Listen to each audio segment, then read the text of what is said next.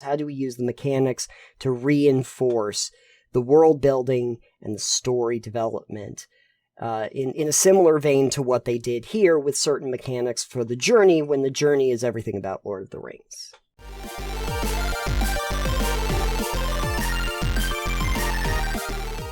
So we had a question in our Discord from James the Dabbler. Hello, James. I hope you're listening. Hope you're doing well.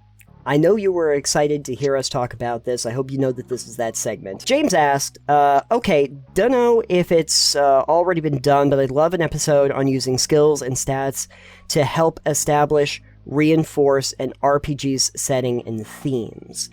And when he first gave that to us, I was kind of curious as to what he might have meant by that, and so asked a little bit of follow-up to see if somebody could give me an example of this, because I kind of knew what he was talking about, but I wasn't quite sure how we wanted to address it. Datum came in with a little bit of an idea that maybe I should look at the One Ring, because it was custom built for Lord of the Rings. And so I did look into that a little bit. For those who don't know, the One Ring was one of the biggest kickstarting RPGs that ever happened. Aside from Avatar? I think Avatar came in afterward and just surpassed it. But at the time that it came out, it was one of the biggest projects. And it was based entirely on the idea of Lord of the Rings. And so I looked into it a little bit just to kind of see what the mechanics of it were, and how that reinforces the idea of the setting. So I guess the first thing I would ask you, Alex, is when I say Lord of the Rings, what do you think of? Middle-earth. Okay. What kind of things inside of Middle-earth do you think of with Lord of the Rings? What themes really jump out at you? Long quests that should be shorter because you should take eagles to Mordor. Yeah, because you should take... No, I thought that we decided that you can't take the eagles to Mordor. Whatever. You haven't worked that out yet. I thought you were going to say ants. But just... I try not to think about those fucking ants. Okay. Anyway, so here's the thing. I was reading through some of what they gave on the site. I was looking at the Wikipedia article, and I was looking at also the PDF that they had for the character sheet to kind of give an idea of what it has. The general tone is that they split the One Ring into two phases. Okay, so you've got an adventuring phase and a fellowship phase. In the adventuring phase, a company of adventurers heads off from their home and into the wild in search of adventure. In the fellowship phase, it provides heroes with an opportunity to rest and recuperate, practice skills, pursue noble undertakings. It uses dice, but it uses D12s. Okay. D12s. Well, we know from conversations we've had in the past, D12s are the sturdiest dice. That's why they were used. Fair. That's why Avarice used it, remember? That's why dwarves should use them. They're sturdy. Exactly.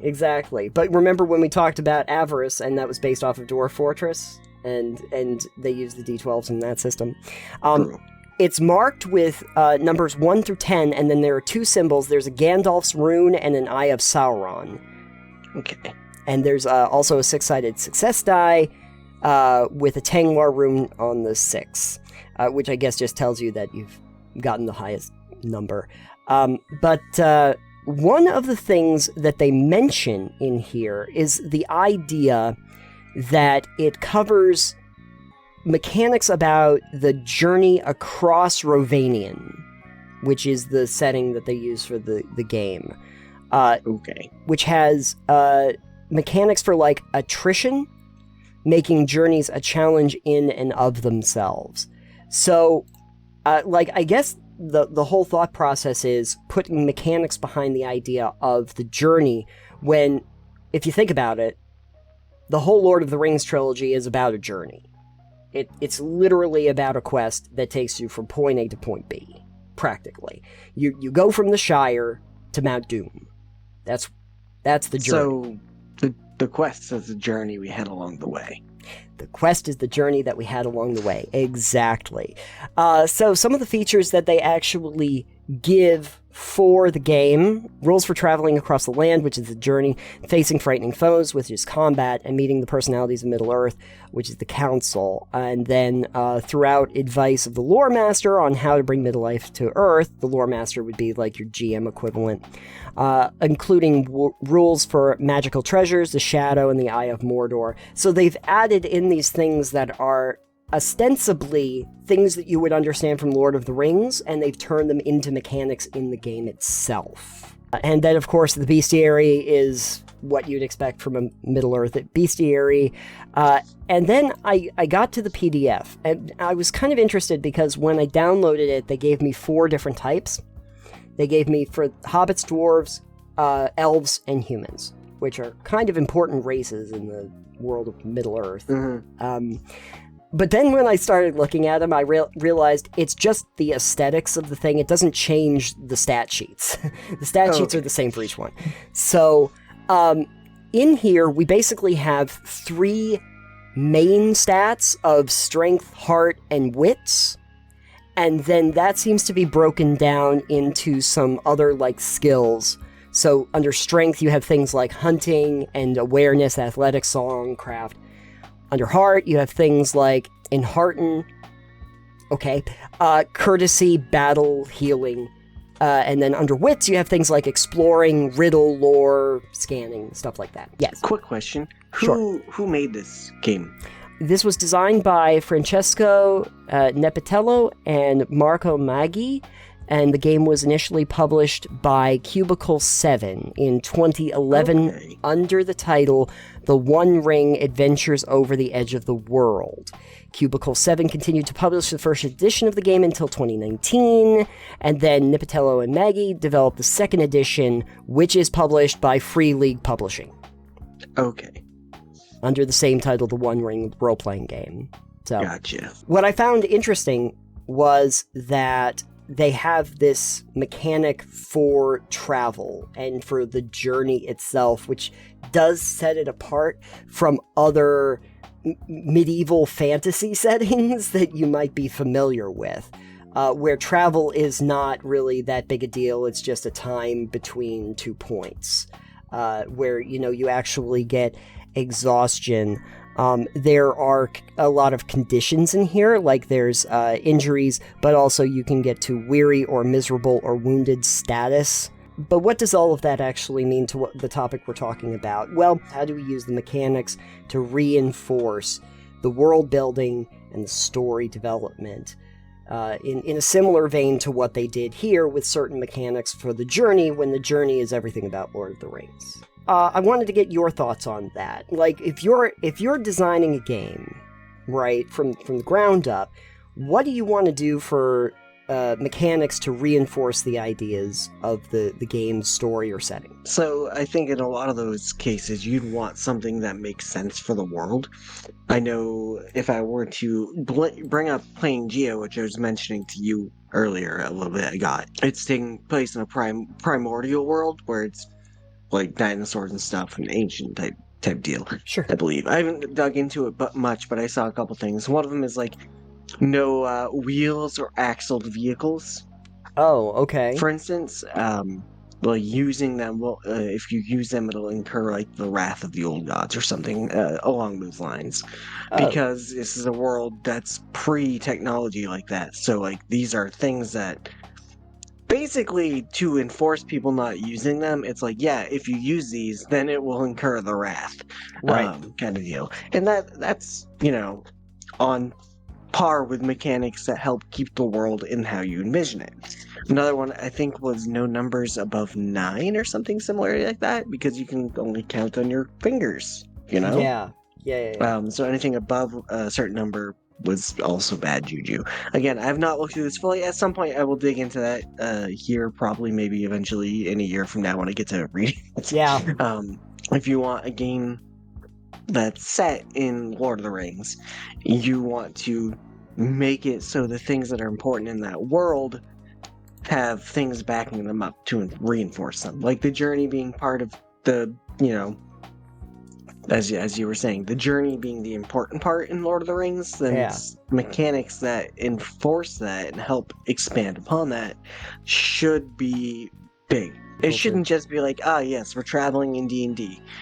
Fast travel to when you reach the city. Make Right. a couple skill checks for your horses and navigation. I would be very surprised if they created a Lord of the Rings game and it was literally just like, well, you start in the Shire, and then we're just going to narrate what you do for the entire journey until you get to the Mount Doom. Or you know, just no, we're gonna skip forward to Helm's Deep. Let's just move it along. It doesn't really feel very epic. I understand that. I was trying to like relate it back to things that I might have played, and what I remember. And Dungeons and Dragons is a setting that I'm pretty familiar with, but I don't necessarily know if D&D specifically has a framework for its mechanics that reinforces the game world itself. Like, I don't think of like strength or dexterity or even the skills themselves as being a reinforcement of the game world. I think that's actually one of the reasons why people have been able to take very, very disparate settings and apply them to Dungeons and Dragons as a setting. It's the reason why Adventure Zone can do Ethersea, which is a completely different setting, and they can take the D&D mechanics and all of their skills and everything and apply it. It's not setting specific as much as you might think. I remember when I was playing like 1879, there is a system in that where you're going on these adventures and you're supposed to be going on these grandiose adventure and doing things in the game where you get adventure points. So you don't gain experience.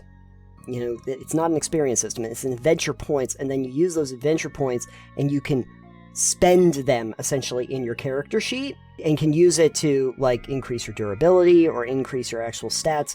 But the thing that's interesting there is that, and this does kind of reinforce the system, is that in order to upgrade your skills, you have to use the skills. Like, for instance, if I say I want to get good at this crafting, I have to say I'm going to use my crafting skill in this scene, use it, and then I have to make a check mark on it. If I'm level 2 in crafting and I want to go to level 3, not only do I have to spend adventure points in it, but I have to show that I have used crafting 3 times since the last time I upgraded it. So you have to do it in the game with those settings, so that that makes sense. Yeah. It's one of my favorite like mechanics actually from that game, because it reminded me a little bit of like Elder Scrolls, where you have to do stuff to get better at them. Yeah, you gotta wrap the rubber band around the controller and sneak. That way you're gonna just get your sneak up. Yeah, you crouch down, put the rubber band around it, crouch, and walk into a wall for about 2 hours, and you're good. You're great. You have to actually do the work, so it encouraged people to take the different skills that the game presented you with and utilize them on a regular basis as often as you possibly could. But then I think that gets tempered with you can only do it like once per scene, essentially. Which makes you not be able to abuse it. Right. Another one that I'm thinking of now is the Warhammer RPGs, for instance, Sure. which are very world setting. You know, it takes place in that world. So all the skills in that, like, knowing about Xenos and knowing about Archaeotech and stuff are all skills that reinforce that. Like, your characters should not know a lot about some of these things. They're like pretty much forbidden knowledge. So like having skills that you can learn to know about these things is helpful, because like if you don't know anything about Xenos, you're not going to know about this orc that's attacking you. You're going to be like, what the fuck is this? Right. But also, like, one of the things that's a mechanic that is called Perils of the Warp. And if you know anything about Warhammer, then the Warp is this big psychic space. Fun. There's real space, and then there's the Warp, which is made up of just psychic phenomena. Sure. It is vast. It is tumultuous. They use it for their not faster than light, but this is how we get around space. We fly through the warp. It doesn't obey the same laws of real space at all. Sure. Also, it's really dangerous.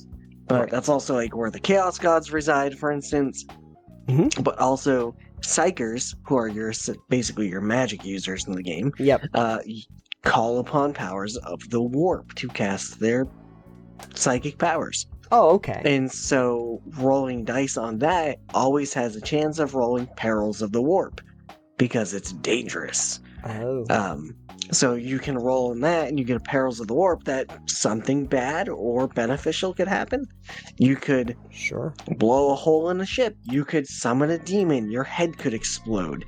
There's a lot of things that make this dangerous, but also the powers are really sometimes really effective. So, maybe you'd like, I want to use a psychic power. It sounds like a good time because it would be absolutely destructive to, like, I could crush that tank with Right. my mind. And then you summon a demon. Yeah, you see, you don't want to summon demons. Not usually. Not usually. I But- prefer not to do that if I can avoid it. So in that system, in that setting, it makes sense because this is something dangerous that, a lot of people, if they see that you are psychic, that itself is like a black mark on you. Like, they don't trust psychics in that setting. They're like, yeah, unless you're Sure. sanctioned Mhm. by the fucking emperor, we don't trust you. The psychers away. They take them away on black ships and then usually sacrifice them to the emperor to keep Perfect. them alive. So like, if you're a sanctioned psyker, that's so few that actually are.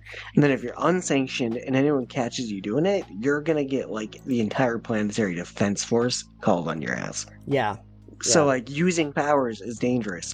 Having knowledge of the powers is dangerous. Right. So it makes sense that mechanically they go, hey, this is a thing some people have access to because they're a class or a character that has ability to do psychic powers, Sure. but also they're fucking dangerous even for people who are good at them. Right.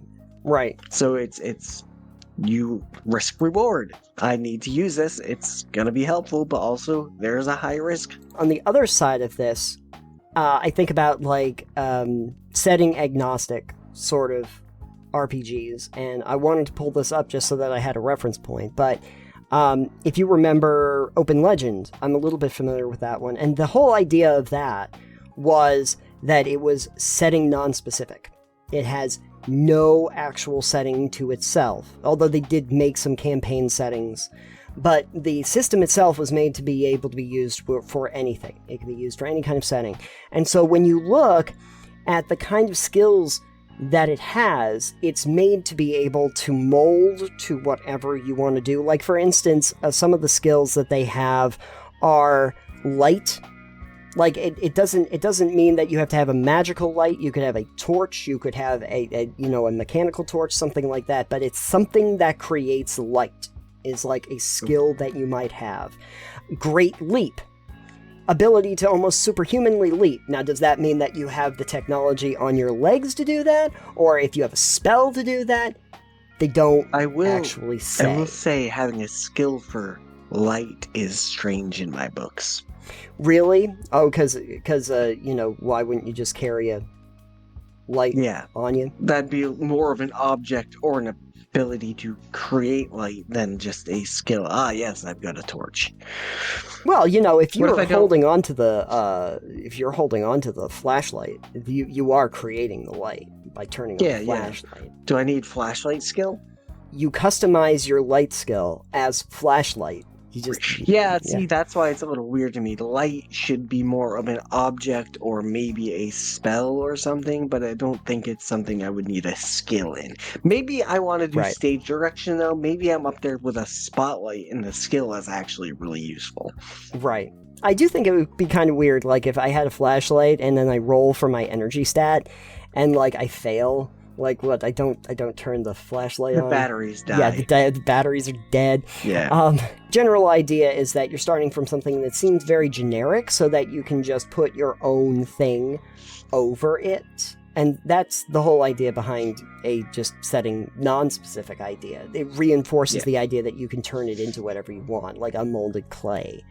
But in terms of that, like I was trying to think of other good examples of it, and I'm glad that they named it. Datum had also mentioned one other thing that I had not gotten to look that much into, Ars Magica. For so many RPGs, you would need to have something that sets you apart, and one of the best ways to do that would be to make the mechanics really fit your setting to reinforce it.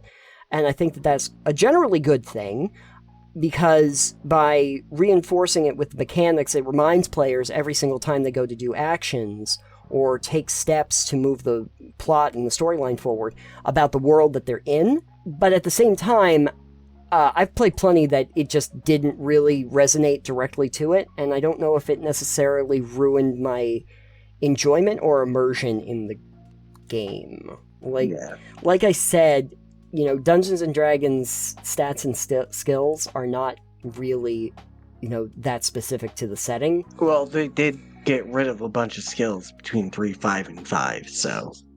That's true. They realized that they didn't need, the spot skill if they already have, investigate and perception and stuff like that. Yeah. Weren't there, 3 different kinds of perception skills? Listen and spot, and those were separate. Yeah. And now it's all perception. Generally, yeah. If you can find a way to really reinforce the very idea of the game, like in One Ring, where the journey is so important, to make the mechanics fit that, I think it's useful. I think it can be very beneficial, but I don't think it's necessary. It doesn't have to be that way, but it's helpful if you were to. But they really can too. Again, with the Warhammer systems, the games want you to know that it's incredibly lethal. Right. And so the mechanics back that up very well. Because it's, hey, you've got maybe 10 wounds you can take. Also, the damage you're doing is d10s. So it's you don't want to get in fights all the time. I like games where you start to realize that the deadliest thing is fall damage. There was a meme years ago about fall damage, and that Space Marines just tripping and falling could die. Yep, good world building. Yeah, it was bad rules as written, because it was, hey, falling damage negates, your toughness, and doesn't care about your armor. So you take straight, fall damage, you just take straight damage. Sure. So in that system, because the armor and toughness would negate damage. Sure. So taking straight damage with no armor or toughness, and you fall and roll a 10, it's I just fucking died from falling 10 feet. Yeah, exactly. Perfect. So it's rules as written, this is not great. Yeah. I don't know if it necessarily makes you feel any better that you have a system where your Marines can just die by tripping on a staircase. It's hilarious, but yeah. Yeah, good times. If any of you out there have a setting that is specific that you can cite, the mechanics for being related to it, I'd like to know. Because it is something that I'm not very familiar with, only because so many of the settings that I have personally played in don't really focus that heavily on mechanics as part of the world building. But mechanics as part of the world building is 2 subjects that we talk about. So yes. Mechanics and world building are very important together, and I would like to get some good examples of how you can reinforce that. Please let us know in the comments down below, or check us out on our Discord channel if you'd like to talk to us more about it.